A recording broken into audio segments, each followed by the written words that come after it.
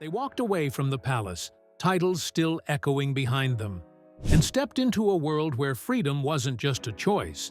It came with a price tag. Prince Harry and Meghan Markle traded centuries of tradition for sun-drenched luxury, private deals, and global fame. Now settled in a multi-million-dollar Montecito estate, with 2 children and a portfolio of secretive business ventures, the Duke and Duchess of Sussex have become something the royal family never anticipated: a brand. But behind the image, what are they really hiding? Let's find out. 1. From palace walls to California dreams. The world watched in disbelief in January 2020 when Harry and Meghan dropped a bombshell heard around the globe. They were stepping back as senior members of the royal family. For some, it was betrayal. For others, liberation. But for Harry and Meghan, it was just the beginning. Behind the press statements and carefully chosen words was a much deeper story, one shaped by media scrutiny, family fractures, and a desire to protect their growing family at all costs. Meghan had faced relentless criticism from the British tabloids, often laced with racism and misogyny. Harry, still haunted by the memory of his mother's tragic death under the glare of paparazzi flashbulbs, saw the cycle repeating. Their move wasn't spontaneous.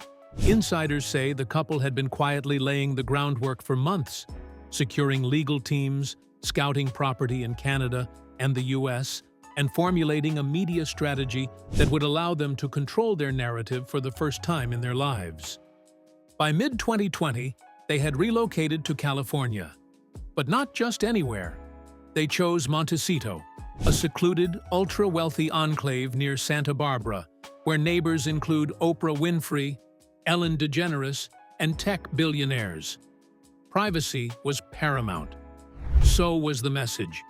They hadn't escaped to hide. They were here to thrive. 2.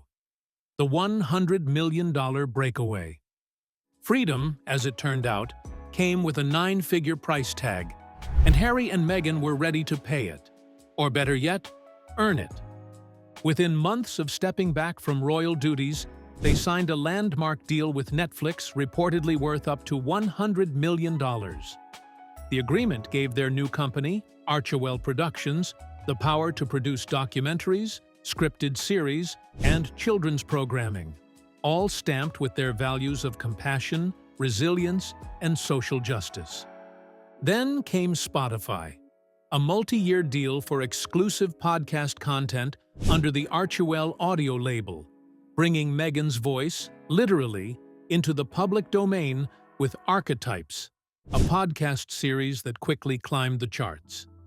Together, these contracts weren't just about revenue. They were about leverage. Brand Sussex was becoming a global entity, independent from the crown, unbound by tradition, and backed by some of the most powerful players in media. But it wasn't just about content. The couple signed with Harry Walker Agency, a powerhouse speakers bureau, commanding over $1 million per appearance. They inked publishing deals too. Harry's memoir, Spare, became an instant bestseller, pulling back the curtain on his life inside the royal family in ways no royal had dared before. Critics called it cashing in. Supporters called it reclaiming power. Either way, the couple's bank accounts surged, their influence expanded, and their lives changed forever. 3. Inside the Montecito mansion. At the center of their new life sits a 14,500-square-foot mansion in Montecito, purchased for $14.65 million in 2020. Nestled behind iron gates and surrounded by lush gardens, the home is a fusion of luxury, privacy, and statement.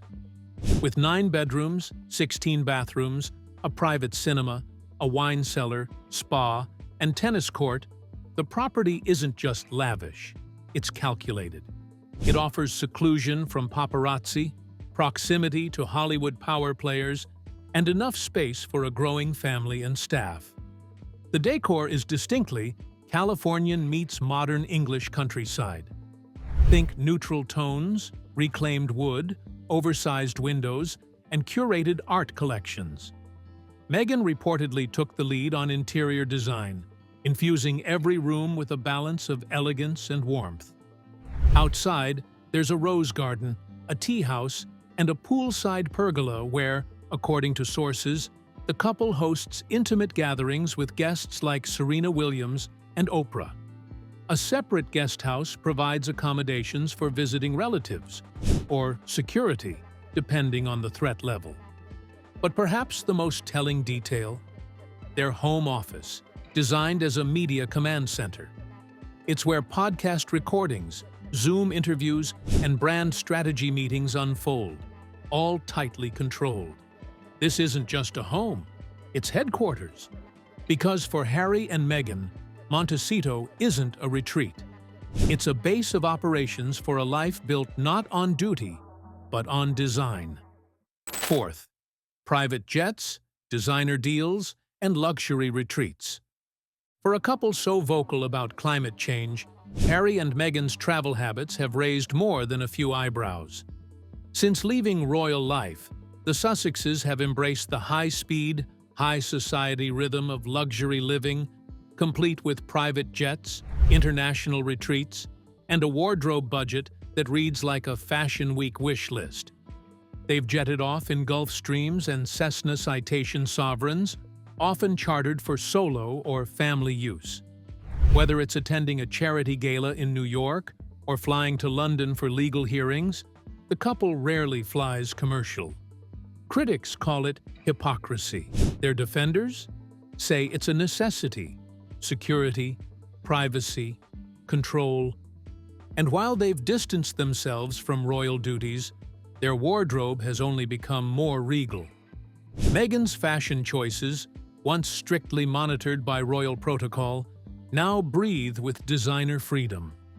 Custom Dior, Valentino, and Givenchy are standard fare. A single outfit, worn once, can retail for over $10,000. Her accessories alone, Chanel clutches, Cartier watches, diamond-studded engagement rings, are a tabloid obsession. Harry, less flashy, still indulges in luxury. Tailored suits from Savile Row, sleek monochrome casual wear from eco-conscious labels, and watches that quietly clock in at 5 figures.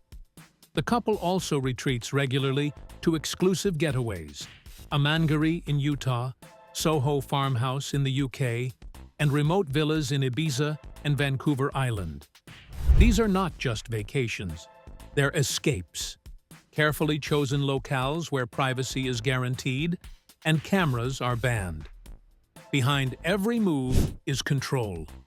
Curated appearances, silent staff, NDA-sealed environments. This isn't just luxury, it's fortress-level fame. 5. Raising royals in an American paradise. They didn't want their children to grow up in the shadow of a throne. They wanted something freer, quieter, yet somehow just as powerful. And in Montecito, Harry and Meghan are crafting a new kind of royal childhood for their 2 children, Archie and Lilibet. Archie, born in 2019 in London, was already a lightning rod for controversy before his first birthday. The decision not to grant him a royal title sparked global debate. But for Meghan and Harry, it was intentional. A title meant expectation, exposure, limitations. Now, in California, Archie is reportedly being raised in what the couple calls a grounded environment. Montessori-style education, screen time limits, organic meals, a backyard designed more like a nature reserve than a playground. His younger sister, Lilibet Diana, named after both Queen Elizabeth II and Princess Diana, was born on U.S. soil, cementing the family's transatlantic identity. Sources say the children are shielded from the public, even extended family. Very few photos exist. Meghan and Harry have gone so far as to file legal action against photographers who dared to capture their children without consent. But make no mistake, the kids are being groomed for global relevance. Already, there are whispers of trademark filings in their names, preparations for future media ventures, foundations in their honor, raised not as heirs to the throne, but as heirs to a new legacy, one that trades tiaras for trademarks and public service for private power. 6. Deals, dollars, and the business of brand Sussex. Forget what you thought you knew about royalty. Harry and Meghan are rewriting the script, one contract at a time. Behind the polished interviews and carefully crafted documentaries lies a financial machine, brand Sussex. The couple's Archewell Foundation is their public-facing nonprofit arm. It supports mental health initiatives, gender equity, racial justice, and tech accountability. But beyond the foundation lies Archewell Inc., a sprawling business operation that includes content production, digital branding, speaking engagements, and literary ventures. It's a layered structure, part activism, part enterprise. Meghan's Spotify podcast archetypes not only topped charts, but attracted millions in sponsorship dollars. Harry's memoir, Spare, shattered publishing records, selling over 3 million copies in its first week alone. And then there's the Netflix pipeline. The Harry and Meghan docuseries pulled back the curtain like never before, offering emotional interviews, childhood footage, and bombshell confessions. Critics accused it of being a reality show in disguise. But Netflix saw numbers and renewed their interest in future Sussex content. Beyond media, they've filed trademarks for everything from entertainment services to education programs. Meghan, meanwhile, has quietly been exploring wellness and lifestyle products under the Archewell brand. Think Goop, just royal. Insiders say Meghan has been in talks with fashion houses for collaborative capsule collections. Harry is said to be mulling a tech-related venture focused on trauma and recovery. This isn't a side hustle. This is a full-scale empire in motion. And every dollar earned pushes them further from the crown and deeper into control. 7. Family feuds and hidden fortunes. Behind the billion-dollar branding and picture-perfect interviews lies the toxic thread that continues to define Harry and Meghan's story: family. The public fallout with the royal family wasn't just emotional. It had financial consequences, and it's far from over. When the Sussexes stepped back from royal duties, the palace quickly moved to strip them of their taxpayer-funded security, royal allowances, and official patronages. Harry, once supported by the Duchy of Cornwall, found himself abruptly financially severed. At least, that's how he tells it. In Spare, Harry claimed they were cut off in early 2020. But royal insiders pushed back, suggesting Charles quietly supported them for months. The truth? Somewhere in between. Either way, the message was clear. If you want to go, you're on your own. Tensions with Prince William reached a breaking point. Harry described physical altercations, betrayals, silence. Meghan, meanwhile, accused the institution and unnamed royals of fostering a culture of cruelty and coded racism. The Queen's death in 2022 brought no visible reconciliation. Harry arrived late. Meghan was sidelined, and any hopes of mending ties with King Charles or the future King William seemed to dissolve in real time. Still, the Sussexes have not returned their titles, and despite stepping down, they remain Duke and Duchess, with inherited estates and trust funds lingering quietly in the background. Their wealth may now come from California contracts, but royal fortune still underpins it. It's a strange limbo, cut off, but not quite, disowned, but not dismissed. And perhaps that's the most strategic position of all. 8. The price of freedom and fame. For all the palatial privacy and branded independence, Harry and Meghan still carry a cost most can't comprehend. They left the royal family to escape the machine, but in doing so, built one of their own.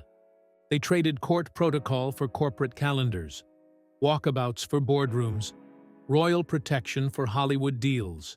Their lives now unfold in front of carefully placed cameras, behind layers of PR teams, and within contracts stacked with confidentiality clauses. And yet, the pressure hasn't lifted. Every appearance is scrutinized, every word dissected, every business move questioned for its ethics, authenticity, or agenda. They live free, but never truly unobserved. Even their greatest victories, record-breaking podcasts, best-selling books, primetime interviews, are shadowed by the question, was it worth it? For Meghan, who entered royalty with dreams of impact, the backlash has been brutal. For Harry, who once vowed to protect his family from the same fate as his mother, the ghosts remain. But they're not going back. That door is closed. Instead, they've built something unprecedented. A royal-adjacent, media-savvy lifestyle brand with global reach and emotional gravity. Love them or loathe them, the Sussexes have redefined what power looks like in the 21st century. They bought their freedom. Now they're spending it, lavishly.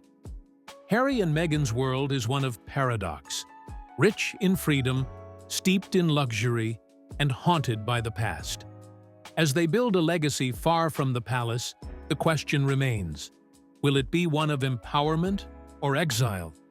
Subscribe for more stories behind the glamour, scandal, and ambition of the world's most watched lives.